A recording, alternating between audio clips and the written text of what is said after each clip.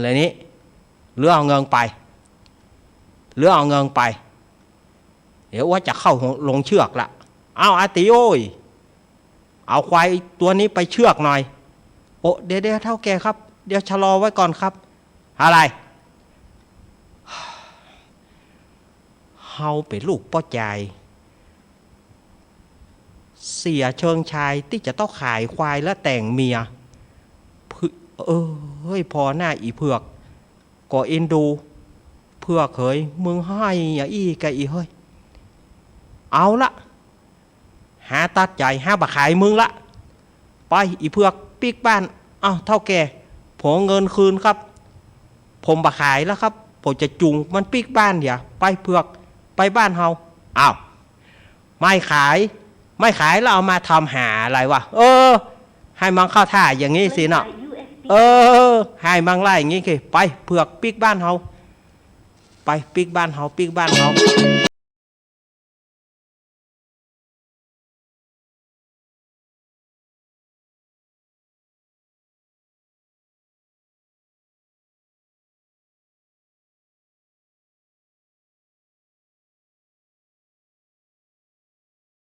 ควายแล้วแต่งเมีย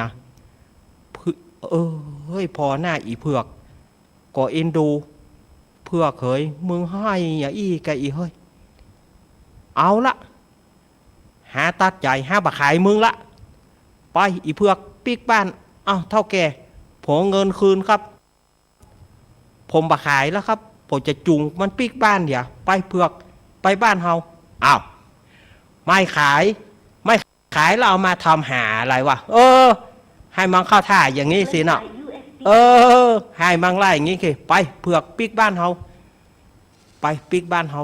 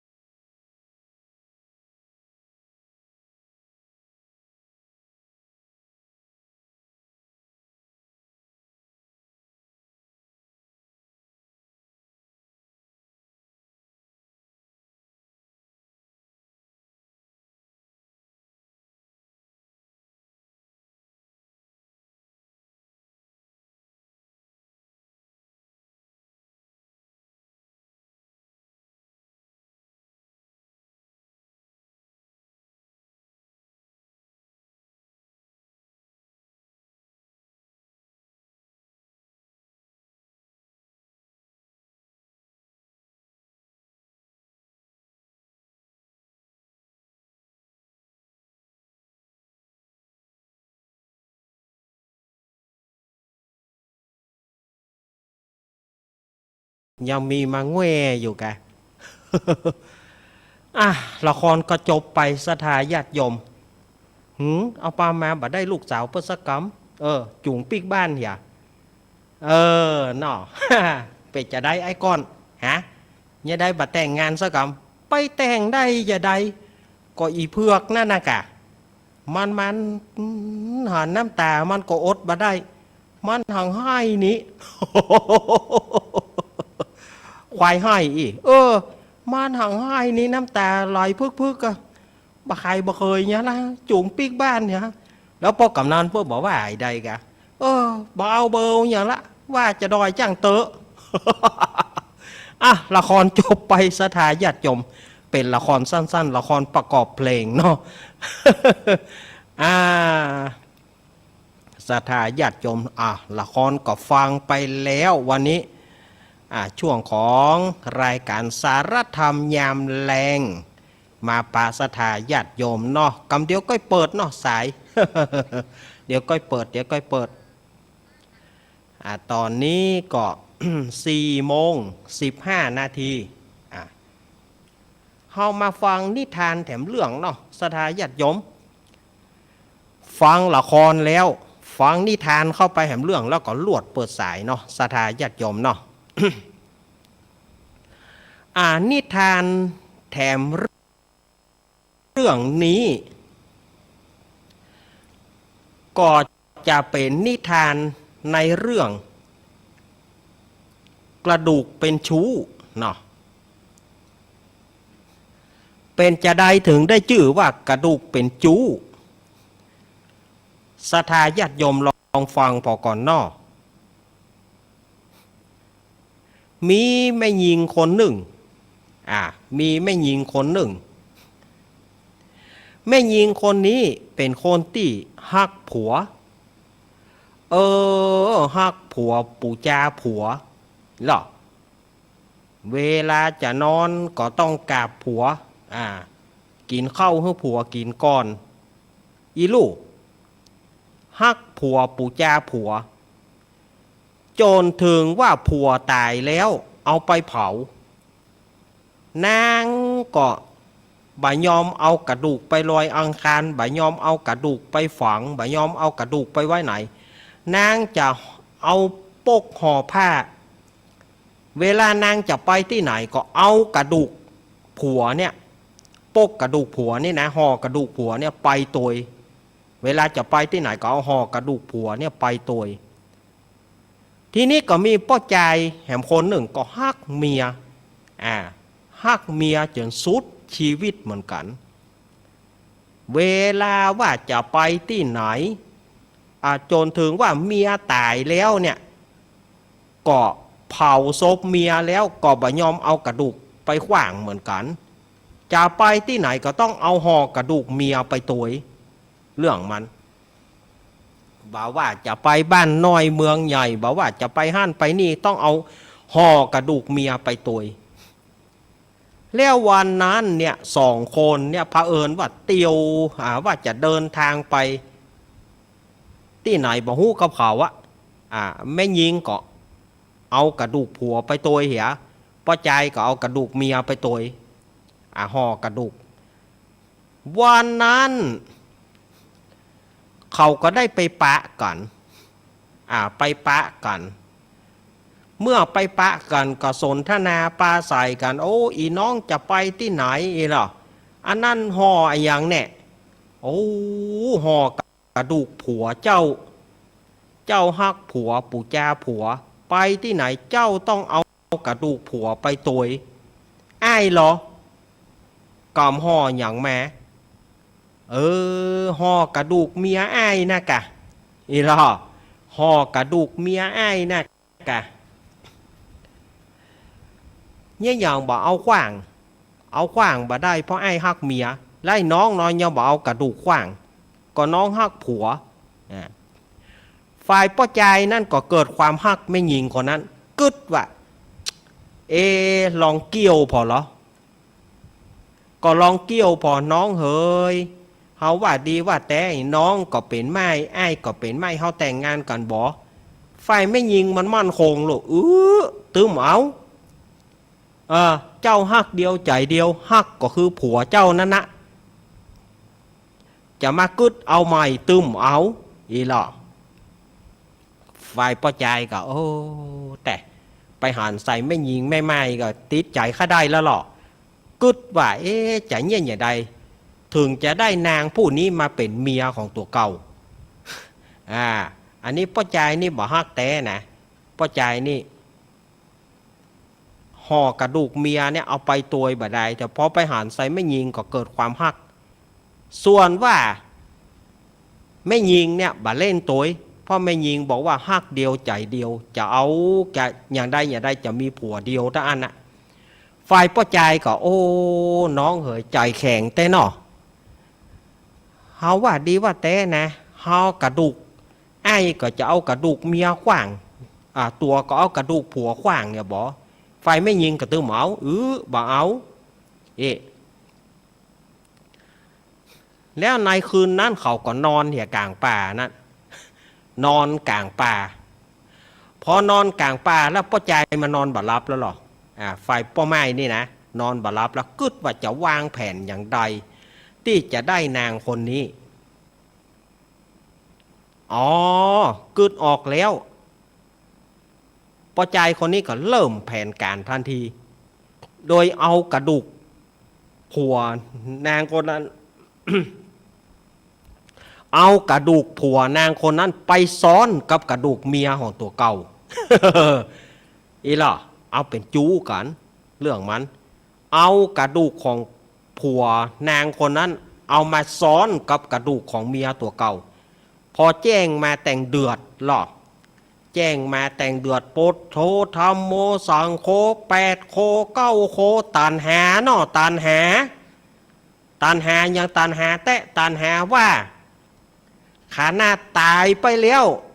ยังมาเป็นจูเป็นเจิงกันอยู่ตันหาแต่ตันหาว่าตึงบ่ยอมเนอะอย่าได้ตึงบ่ยอม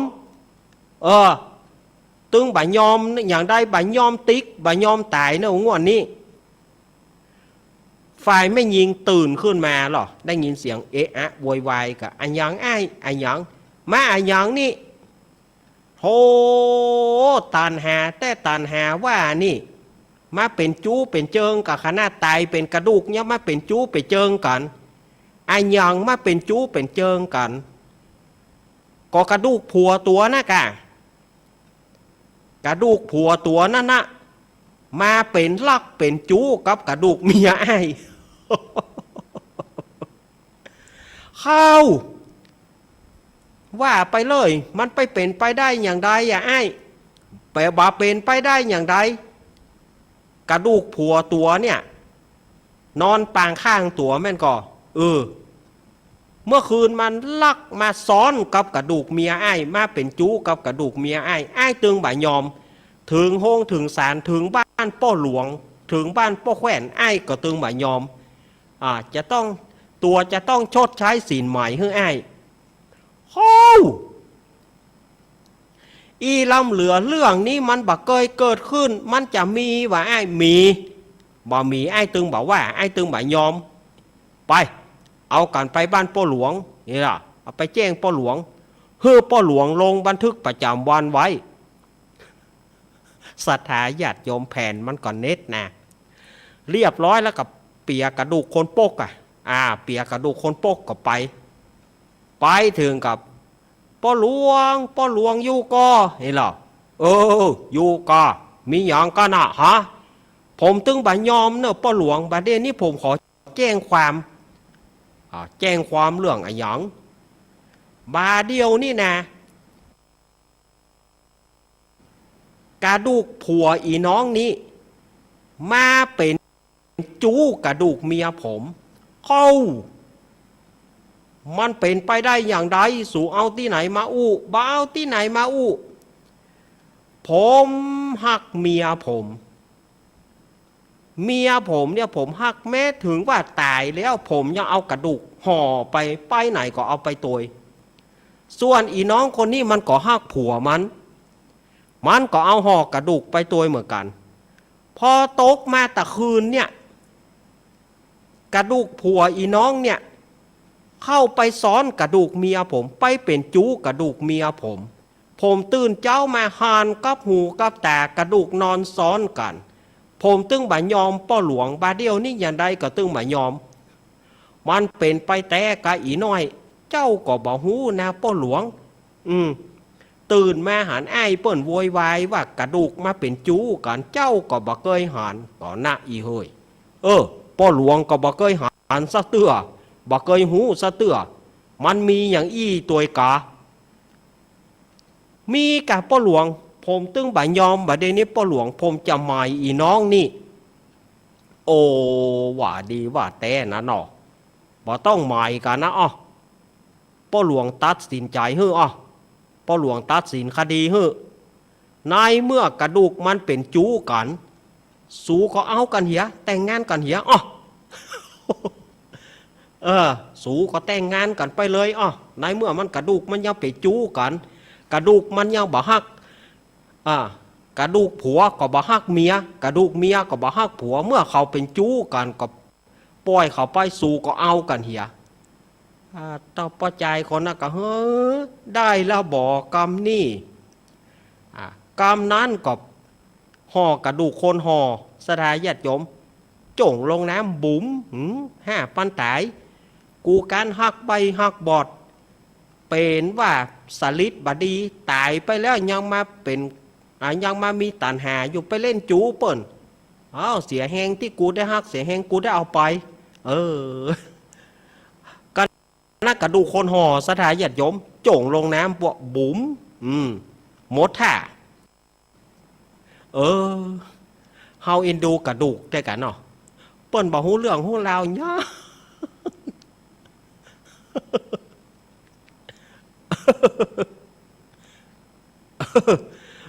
เปิ้นบอกฮู้เรื่องฮู้ราวหยังสักอย่างในที่สุดด้วยตัณหาของฝ่ายป้อใจเนาะเลยเอากระดูกผัวเปิ้นมาซ้อนกระดูกเมียตัวเอาเข้าเอาขว้างตึงสองนิทานเรื่องนี้ก็จบไปอันนี้มันไปแผนซ้อนแผนนอกสถาญาติโยมให้ว่าได้ฮะนิทานเรื่องนี้ก็สอนว่าแต่ฮักเปิ้นก็ขอเปิ้นดีๆก็ได้อยู่กันหาบอกควรไปเล่นอย่างนอกกระดูกมันหูเรื่องหูราวอย่างหรอกเอากระดูกไปเอาในที่สุดก็ต้องเอากระดูกไปขว้างเอาละเนาะสถาญาติโยมเหล่านิทานเฮือสถาญาติโยมได้ฟังกันนะขณะนี้สถาญาติโยมกำลังเข้าฟังรายการสารธรรมยามแรงสายไหนมาแล้วเนาะโต๊ะครัวก็ลวดอาบน้ำเนาะโต๊ะครัวก็เลยอาบน้ำเปิดสายเลยเนาะจะเริญปอนผมว่าสาวลุงเน้นรอบเนอป่อชานครับว่าได้ป่อชานนั่นบักปันเปิ้นอะไรหน้ากาเนอหน้ากาม่วนดีเนาะม่วนดีเนาะครับและตลกตัวกังหักครับ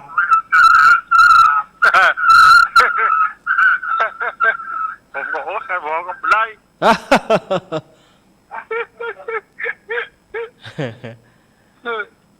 ยุ่งแต่นะครับลุงเน้นซ้อหาอันบ่นมาเล่าฟังเนอครับขอบคุณเนอป้อชานเนอครับไปตาเดี๋ยวลุงเน้นครับป้อชานสุวรรณวิหารแม่อาว0892140135เอาโทรมามาป้อชานสุวรรณวิหารแม่อาวโทรมาไปสายแรกในรอบ2ต่อไปมีก็มีโทรเข้ามาเลยหลวงพ่อนิพนธ์อยู่ไหนวันนี้หลวงพ่อมานิดน้องเบี้ยวโยมปี่พี่สมัยหายดีแล้วกะ เอาโทรเข้ามาเนอสถาญาติโยมน้องเบี้ยวอยู่ไหนวันนี้น้องสื่อเอาสายที่2รอบนี้เจริญปอน ว่าจะได้หา เราตา ตลกดีเนาะ อย่างตื่นมาเพื่อฟังนิทานว่าเป็นทุลุงยอมโอ้เป็นเนนว่ะ ครับ เจ้าที่เรียนอาจารย์นิพนธ์ว่าวันนี้ทุลุงเข้าเหนื่อยเนาะ ครับ ตอนเที่ยงนี่อาจารย์นิพนธ์เพิ่นโทรมาเยี่ยมเยียนหรอก อ๋อกะ สบายหรือยังเหี่ยกะ อืม ทีนี้เพิ่งรู้ว่าตอนช่วงบ่ายเนี่ยตู้ลงเพิ่นจะเข้า พี่เปิดตอนที่เน้นเล่านิทานเดียวเยี่ยมมาตลกแต่ว่านะ ตุลุงเปิดติดงานครับปี ฮะ น่ากะตุลุงติดงานว่ะเอ็นดูกระดูกแต่บอกหูเรื่องหูราวอย่าง นี่เหี่ยวกระดูกเจ้าชู้ น่ากะเอากระดูกผัวเปิ้นมาซ้อนกระดูกเมียตัวแล้วมาเดือถามว่ากระดูกไปจู้กันนะ เอ๊ะมีจูเจว่ามีว่ะ ได้กันเนาะ พี่ที่สมัยครับหายดีเนาะ หายเนี่ยอันจะมาหายเตี้ยแล้วมันไข้หัวแล้วมันเจ็บ ยังบ่หายแต่เตือนเนาะ จ้า ขอบคุ มัน ณ การมาได้เตี้ย ครับขอบคุณปีพิสมัยนั่งหน้าขอให้หายไวๆเนอะ เปล่าแล้วมาประกาศเปล่า ไอ้มาแล้วเดี๋ยวปีพิสมัยมาแล้วสถาญาติโยมอ้าวมาได้เรื่อยๆเนอะ0892140135ตะกี้ว่าจะได้เจริญปอน เจริญพร จะสวัสดี จากตังใด จากหนองไห้ หนองไห้ ท่านนั้น ฮะ ที่อู้เรียกเงินปีใหม่ไปเล่นปีใหม่น่ามาฮู้ว่าที่อู้ถึงชุดแดงๆมันเล่นโจ่งวันศุกร์จะเอามา วันศุกร์เนาะวันศุกร์เรื่องของปีใหม่ต้องวันศุกร์เนาะแม่ยังหนองไห้แม่วางไปแล้วกันนี่เอาลูด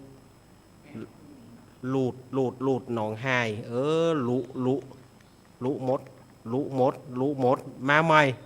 0892140135เปิ้นบอกว่าเย้าบ่เอาเรื่องปีใหม่เรื่องเล่นอีโจ่งก็เดี๋ยววันศุกร์กะ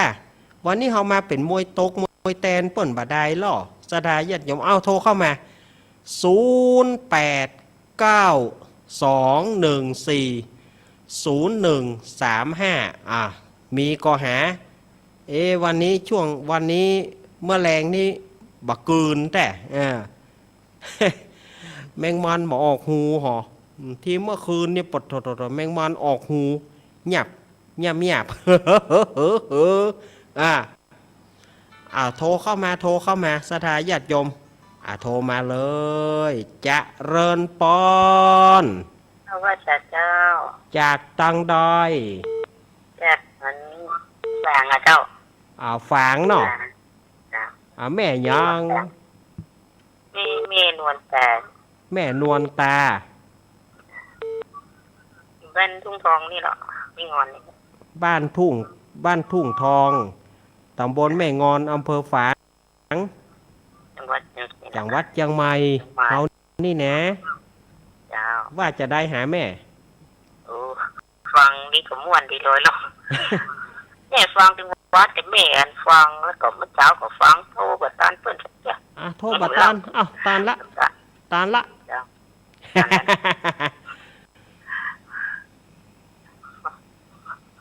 ฟังก็ ครับ ม่วนดีเนาะเจ้า ครับม่วนดีเนาะแม่น้อขอบคุณแม่เน้อขอบคุณแม่นวลตาสุมาเนอะแม่นวลตาวางสายฮึกำขอบคุณจะเริญปอน ครับผมต้อง ข้าวจานน้อย เออ ว่าจะ นั่ ได้ นนะ จากที่ไหนฮะ นั่นน่ะนาย ฮะ ทำไมอาย แม่อาย ครับ ป้อหยัง ขอพระปกค ป้อค ำนาย ำแม่อายแม่อาย บ้านหยังบ้านหยังแม่อาย บ้านกลับบ้านหนึ่งนะบ้านดอน บ้านดอน อ่ะ อ๋อเฮา บ้าน เคย ดอนชัยเนาะ บ้านดอนชัย ตำบลสันติมือเนาะ อ๋อตำบลสันต้นมืออำเภอแม่อาย ครับผมมา เฮาเคยไปป่าแดง ฮะ เคยไปป่าแดง แล้วก็เคยไปตาตอนนี่แม่อาย อ๋อ ครับ มึงเหรอ เออ ไปแล้วมาเนาะ อ๋อเมื่อก่อนมันบ่ฮู้จักกันเตื้อลู่ เหรอ เออ น่ะน่ะ เออ คนที่ปะบงน่ะฮะ กะ ปะบงนี่นะ ปะบง นี่นะ เออ ยองไม่รู้ อากะ ยอง เออย องตาแปลงไม่รู้ อ๋อ มาดูกันตาบบุญเป่าอ่ะ อันนะขอบคุณเนอะขอบคุณป้อคำนักๆเนอะ ครับมาค ค รั รับครับขอบคุณป้อคำเอ้ามา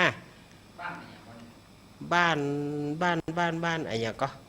ตะกี้สันต้นมืออำเภอแม่อาย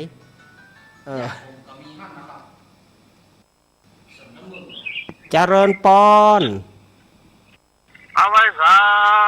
ป่อบุญป่อบุญมี ครับ มาแล้วป่อบุญมีดูโอ้นกปิดจะริวเดือดเศร้าเหรอฮั่น เขาซบเข้ามันกินวันครับ อันนะครับ ป่อบุญมีป่อบุญมีวันนี้บอกไปทางใดก็ป่อบุญมี ทำไม่กวาด สารไม้กวาด กระลาดครับ สารไม้กวาดยูสาลาดกู้ก็แผ่นดิน เรียกว่ามันขายควายไปเอาเมียให้เขาน้ำตาเขาจะตก อินดูเอาเข้าบะขายสักกรรมนี่ แต่มันแน่กันได้ในเวทได้ ครับ ครับเป็นกำลังใจลูกเรียนเด้อบางลูกเรียนอยู่ ครับขอบคุณป่อบุญมีขอบคุณเจตัวขอบคุณป่อบุญมี ครับภาษา ครับ ครับ ขอบคุณป่อบุญมีเมืองกลางเปิ้นเปิ้นสารไม้กวาด เพื่อจะเอาไว้ขี่เอี่ยว ว่าเล่นแบบใดเนอะป่อบุญมีเนอะเจริญปอนเจริญปอน ติดแล้วจากที่ไหนฮะ เหรอ ติดแล้ว ที่ไหน ฮะ ที่ไหนครับ โอ้อันนี้สถานีวิทยุวัดปากตังเจริญ อ๋อปัดตั้งใจร้อนเหรอ เออป้อหยับตะเกียกันเนี่ยป้อคำตะเกียกันเนี่ยอะไรค่ะ เอาเฮ้ยเจ้าเฮ้ยเดี๋ยวกันเนอะป้อคำส่งมาเนอะเอามารู้หมด ก็ม่วนดีนะฮะเนี่ยไอ้หยังบางงังบางเอง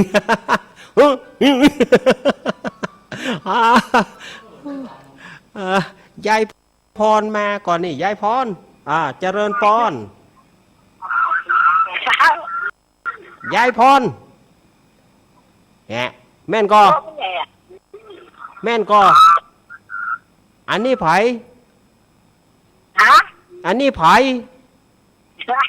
ยายพรแม่นก็บ่อู้อู้แหละ ย้ายพรน่ะจ้า ก็ไปอู้อย่างจ้าแต่ ยายพรร้องงัวแดงสันกำแพงเจียงใหม่ น้องให้อยู่ให้กัน โอ้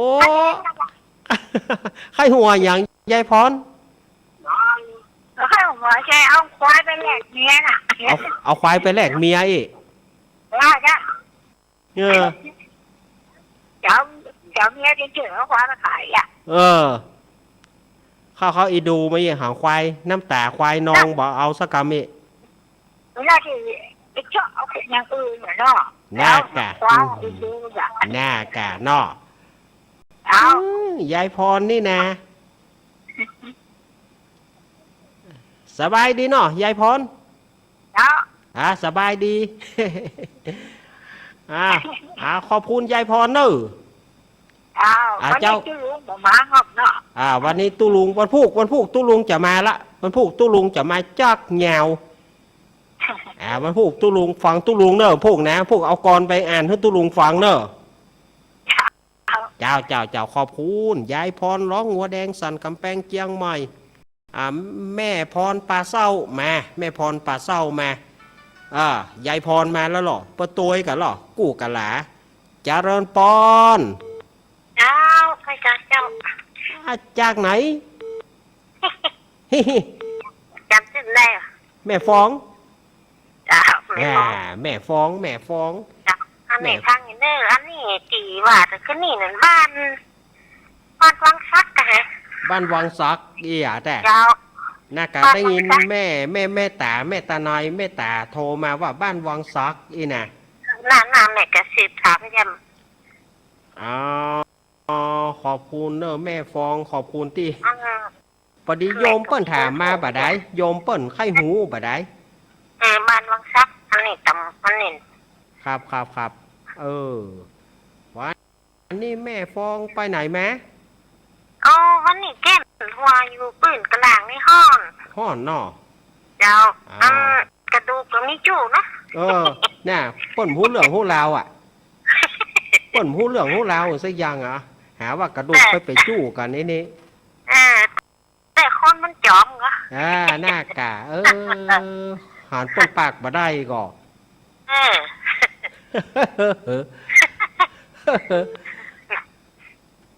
ฟังยินเนอร์ไม่ให้กำลังใจเนอร์ ครับ ขอบคุณแม่ฟ้องโปงดอนแจ่โฮมลำปางวันนี้ลำปางมาใส่กระโดดมาแม่ฟ้อง บ้านโปงดอนแจ่โฮมขอบคุณเนอะแม่ฟ้องบ้างใส่เฮ้ยจิมขอบคุณเอาหลุดเอารู้เลยโทรมาแล้วอุ้ยอ้วนโทรมาตะกี้เหรอเอารู้โทรมาใหม่089 214 0135เจริญปอน กราบไหว้สาลูกแดนเด้อจ้า แม่พรป่าเศร้ามาแล้วแม่พร ยายพรมาแล้วกะเจ้า มาแล้วยายพรมาแล้ว โอ้เจ้า วันนี้นะคนโทรมายังก็มีเนาะ นานอ นี่ละให้รูปแบบนะเจ้าน านอมีหมดแต่ เจ้าแล้วหาน้องไหวใจเด้อน้องพิสมัยเจ้ากันจบสกัมแบตเตอรี่หมดเท่าเจ้า ย จ้ะต้องหายไวๆเด้อ จ้า เจ้า เจอกันปีกำลังใจให้เปิ้นนอ เจ้า ครับ แล้วก็กินกำลังใจให้ลูกเนมตัว ครับ แล้วก็เจตัวเน้อ เจ เจ้า เอาขอบคุณแม่พรเนอะ อาสาภาษาเจ้า แม่พรบ้านป่าเศร้าอุโมงค์จังหวัดลำพูนมีอยู่ก็มีขอโทรเข้ามาเจริญปอน ไหว้สาเจ้า มาแล้ว คือถึงอันป่าบ้านป่าไม้แดงนั่นก็นึกถึงอดีตเนาะ น่ากะ เจอยู่กับเจ้าน่ะ มีเนี่ยเจจ๋าให้กำลังใจทั้งสองเนอะ ครับ ครับขอบคุณหลายขอบคุณเมียอย่างมือดื้อ ขอบคุณเนอะครับ สาวเพื่อกำลังใจเนอะว่าเอาเนอะ ครับขอบคุณปีนักเนอะ สาว โยมป้าสาสิธรครับโยมป้าสาสิธรปามี อันนี้พี่สาวของอาตมาบลมบ้านเราเมียวบลมบ้านเราเมียวเจริญปอน บินเบลสิก ไหว้สาลูกเนน มาแล้วครับนมัสการหลวงพ่อนิพนธ์ ไง โยมพิสมัยเข้ามาแล้วเนาะ โยมพี่สมัยมาแล้ว โยมพรก็เข้ามาแล้ว โยม เนาะ พรป่าเศร้ามาแล้ว เจริญพรทุกคนเด้อเจ๊เจริญพรเจ๊ จะเริ่ม ครับขอบคุณอะไรเด้อขอบคุณอะไรอย่าง ขอบคุณครับ หลวงพ่อนิพนธ์ เจ๊หัวล้านก่อน บาลานรู้ นึกว่าหัวล้านที่ส่งไปเป็นคนที่คลิปก็รอคนหนึ่งนะ อันนี้มีเก้าคนแล้วเหรอมึงเหลือคนที่คลิปหน้ากากครับ ฟังเรื่องนี้เจ้า ครับ โยมแสงปากคาโยมปันโยมสีเขารอฟังอยู่โยมแสงสมรูปปากคาน่ะ ครับผม อยู่ร่มได้อยู่กลางนี่ไม่ได้ฟังอยู่เล่นพรภาษาเล่นพร ครับผมครับผมหลวงพ่อนิพนธ์วัดพระธาตุดอยสะเก็ดโอ้ก็ได้ไปบ้านอ้ายเดี๋ยวจะไปแวะหาหลวงพ่อนิพนธ์ก่อนเพราะว่าอ้ายอยู่ศาลต้นดูศาลปูเลยเดี๋ยวกันเนอะเอาญาติโยมเพราะว่าอ้ายอยู่ที่บ้านศาลต้นดูดอยสะเก็ดcó ai hầu có lục phải à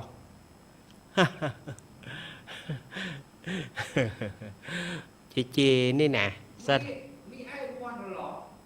มีอีกคนหนึ่งลุงทอนแหมคนหนึ่งอยู่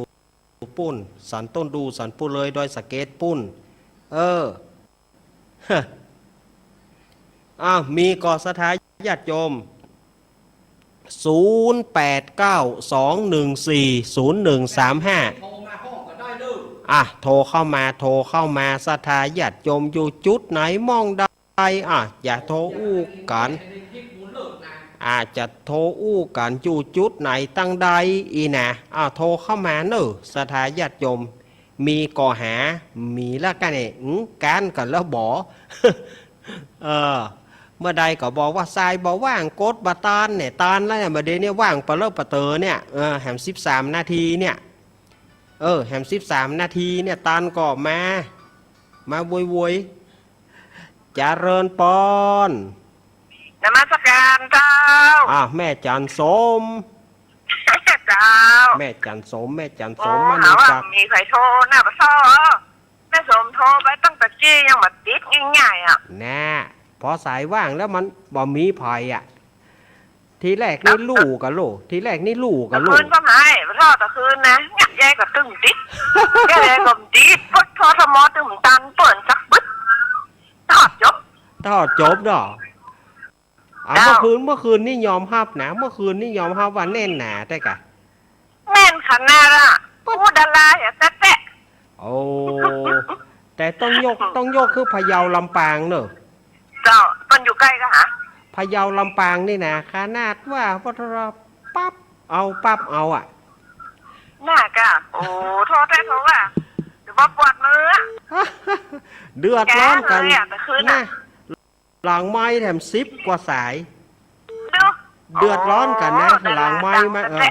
ม้มา10 กว่าสายเนี่ยแม่สมเจ้าครับ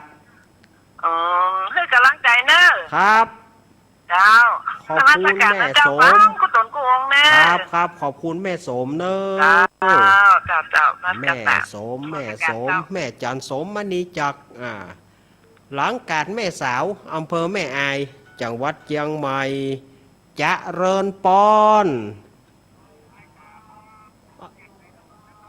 เอาอ้าวครับ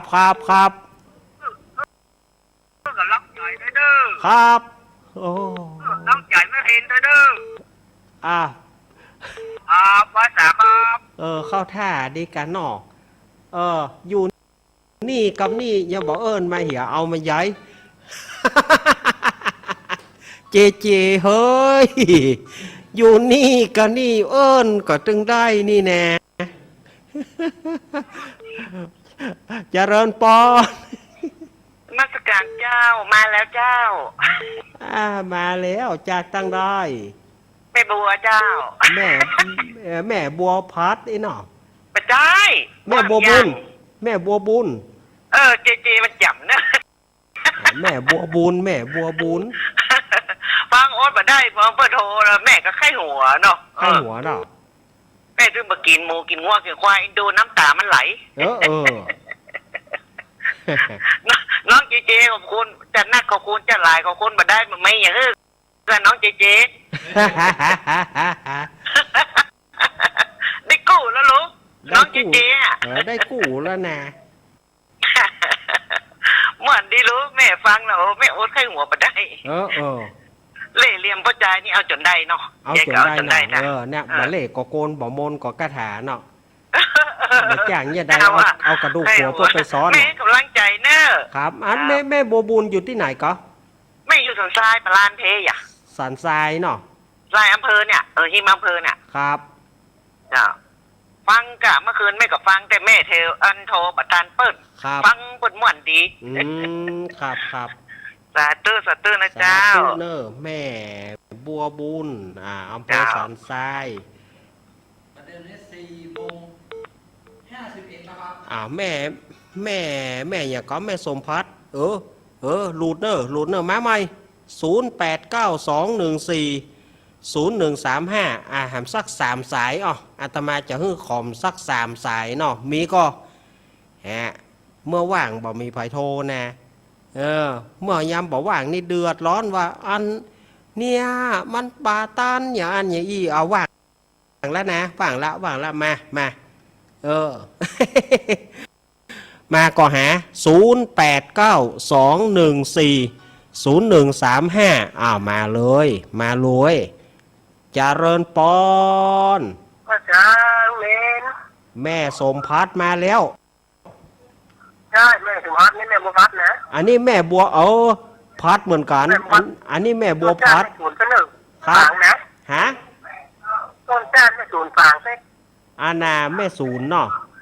ที่ไปยาวที่ย้อนสอนลูกเนนอยู่แล้วเนาะที่ย้อนปตาเพื่อลูกเนนน่ะ แม่เนาะ นะจำแม่ไม่ได้เนาะบางคนรักแม่ แม่บัวพัดมันบัดได้อู้กันดี เนี่ยนะ มันบัดได้ศูนย์สารอุ่น แม่ แอ โท น รมาแล้วมันตันเปิดแล้ววันนี้มันตันมาแห่งแล้วมัน แล้ว ตั ตอนมันห่างแล้วเนาะกูเตือนแม่โทรประกันจ้าเตือน ครับ อันเรานี่คันกับหม่อนใช่ไหมกระดูกเป็นจู้กันวะ เอากระดูกกันผัวเปิ้นไปเปาะกับเมียเปิ้นหาว่าโคตรเนี่ย ขนาดกระดูกเป็นจู้กันเนี่ยจ้ะ อันก็สามารถเจอลูกเนนเนอร์ ครับขอบคุณแม่บัวพัดเนอร์ ที่สบายนั่งเนนเนอร์ ครับ แม่บัวพัดอ้าวศรัทธาญาติโยมมาสักสายหามสัก2สายฮือโอกาส2สายสุดท้ายเจริญปอน เน้นเมื่อกี้คือเราอันนี้รักสองเนาะ ครับ ไอ้ที่ถามว่าพี่คนไหนไอ้คนไหนบอกมีเจ๊ได้ด้วยบอกมีพ่อหลายคนมีหลายคนนี่ พ่อเดียวแม่เดียวนี่แหละครับ แต่ว่าที่มีพี่ชายเป็นคนที่2อยู่สารต้นดูสารปูเลยครับผม เจ๊ไม่รู้หรอ ครับผมนมัสการหลวงพ่อครับนมัสการหลวงพ่อนิพนธ์รอบที่2อีกสายหนึ่งมาศรัทธาญาติโยม0892140135เอาโทรมาใหม่ตะกี้หลุดไปเอามาใหม่แหมสายหนึ่งสายหนึ่งวันนี้โอนผ่อนเพิ่มสายหนึ่งจะเริญปอนเจ้าโอ้ยอู้กะ นี่โทรไปถึงไงเนี่ยเดี๋ยวนี้ ฮะอันนี้แม่โทรจากไหนจากสันทรายเจ้าอันนี้ตีจิตอันเลนลักกับเจ้าแม่นแล้ว แม่นแล้วกับเจ้าแม่นแล้ววิทยุกรรม แม่โทรจากไหน ก็หาเดาโฮ ปิดไปเดียวเนี่ย แม่ปิดวิทยุก่อนสุแม่เตอมันหอนวอบเนาะ เสียงเมื่อวานครับ แม่ปิดวิทยุกำเดียวเดียวกันเนอะน่ะขอบคุณแม่อย่างฮะ แม่สีนวลยุงแก้ว แม่สีนวล เจ้า สันทรายหลวงเนาะ เจ้า แม่เฮือกำลังใจเนาะ เจ้า เอาขอบคุณนะแม่เนอะเวลาหมดแล้ว ตะกี้กับม้วนเจ้า ครับเวลาหมดแล้วสุมาอาตมาต้องวางสายก่อนเนอะเอาละ งานตั้งงานทำ อันหยังก่อนที่จะหมดเวลานั่นก็ไผที่หูจักมาคุณแม่อุ้ยรุนอุ่นจะนำโดยเฉพาะศรัทธาญาติโยมหนองห้าเมืองฟูที่เป็นญาติกับแม่อุ้ยรุนบัดเดี๋ยวนี้แม่อุ้ยรุนเปิ้นได้ถึงแก่กรรมไปเมื่อตะคืนนี่เนอะบัดเดี๋ยวนี้กับลูกหลานตานเต้าตั้งศพบำเพ็ญกุศลที่บ้านสันเมืองฮะนะแต่เปิ้นจะชาปนกิจศพหรือว่าเปิ้นจะเผาศพในวันที่20นะวันเสาร์ที่20วันเสาร์ที่20มีนาคมที่ชาปนสถานสุสานปาจาหน้าวัดสันเมืองเนอะบอกเอิญเจิญจวนศรัทธาลูกเต้าเหล่าหลานที่ญาติมิตรพี่น้องที่หูจักมาคุ้นแม่อุ้ยลุนอุ่นจะนำเนาะเปิ้นได้ล่วงรับดับขันไปเปิ้นจับชาปนกิจวันเสาร์นี้เนอะมาถึงตัดนี่ศรัทธาญาติโยมเวลาหมดเหียแล้วอาตมาภาพขอนำเอารายการอำลาศรัทธาญาติโยมไปก่อนวันศุกร์กล้วยมาปะก่อนแถมวันนี้อาตมาเป็นมวยแตนสิ่งใดที่อาตมาอู้ไปมันบรรทุกอกบรรทุกใจศรัทธาญาติโยมด้วยประการชานใด10 นิ้วขอสุมาต่อครูบาอาจารย์ขอสุมาต่อศรัทธาญาติโยมตั้งหลายหากว่าอาตมาผิดพลาดไปอภัยกันด้วยนะขอให้ญาติโยมอยู่ดีมีสุขมุ่งมาตรปรารถนาสิ่งไหนขอให้สมความมุ่งมาตรปรารถนาในปีใหม่ที่จะมาถึงนี้เอี่ยวปีใหม่เฮื่อม่วนเมาอย่าขับง่วงหลับอย่าไปศรัทธาญาติโยมอยู่ดีมีสุขอยู่ดีกินหวานต้านต้อมเหมือนกันเนอจัตตารโอธรรมาวัฏานติอายุวโนสุขังพลังขอเจริญปอน